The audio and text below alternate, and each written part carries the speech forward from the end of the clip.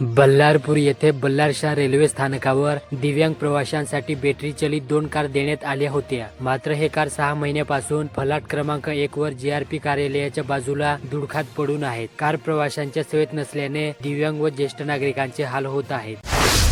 मांजरी शहरातील वार्ड क्रमांक 4 मधील बंद वॉटर एटीएम मधून अज्ञात चोरट्यांनी एक 3 HP हाय प्रेशर पंप, 2 नग नेब्रेन, 1 HP प्रेशर पंप असे एकूण 47,000चे साहित्य चोरून नेल्याची घटना शनिवारी दिनांक 21 रोजी उघडीस आली. सिंदेवाही तालुक्यातील मिनगरी येथे सभागृहाचे बांधकाम 3 वर्षापूर्वी मंजूर झाले व कामाला सुरुवात झाली, परंतु ते बांधकाम अपूर्ण असल्याने पूर्ण करण्याची मागणी नागरिकांनी केली आहे.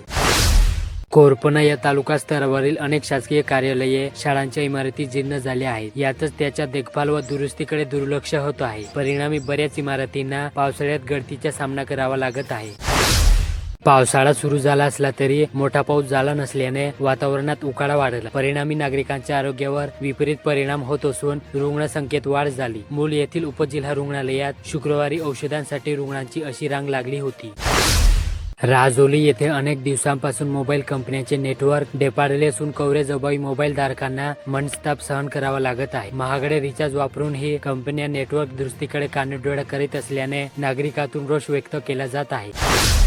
विसापूर येथे SSCN प्राथमिक शाळेने 17 जून 2025 रोजी कॉलिन्स एज्युकेशन असोसिएट दृष्टिकोन वापरून पुस्तक परिचयावर लक्ष केंद्रित करून शिक्षक प्रशिक्षण सत्राचे आयोजन करण्यात आले.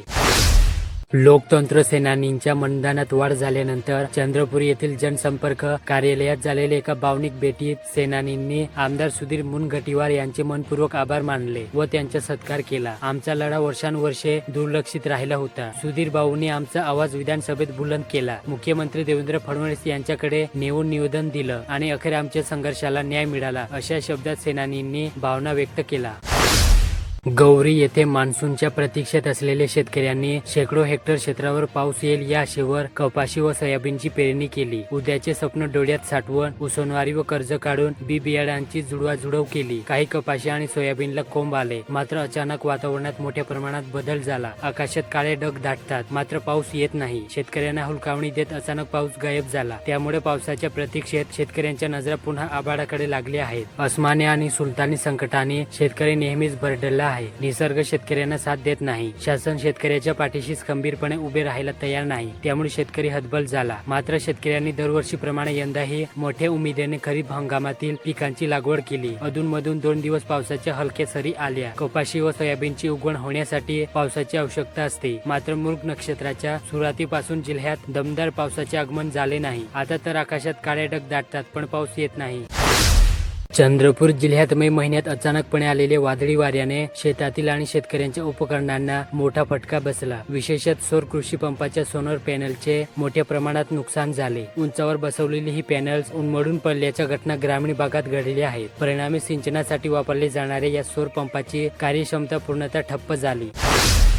सर्वसामान्य नागरिकांचे आरोग्य सुदृढ असावे या अनुषंगाने चंद्रपूर मधील तुकुम परिसरातील रहिवासी वीर साहस बहुउद्देशीय व शैक्षणिक संस्था चंद्रपूरचे अध्यक्ष अभिषेक गजानन डोईफोड या युवकाने स्वखर्चातून साळवे कॉलनी एकता नगर येथे मोफत तपासणी करून औषधोपचार शिबिराचे आयोजन करण्यात आले होते. या शिबिरात शेकडो नागरिकांची आरोग्य तपासणी करून औषधांचे वितरण करण्यात आले.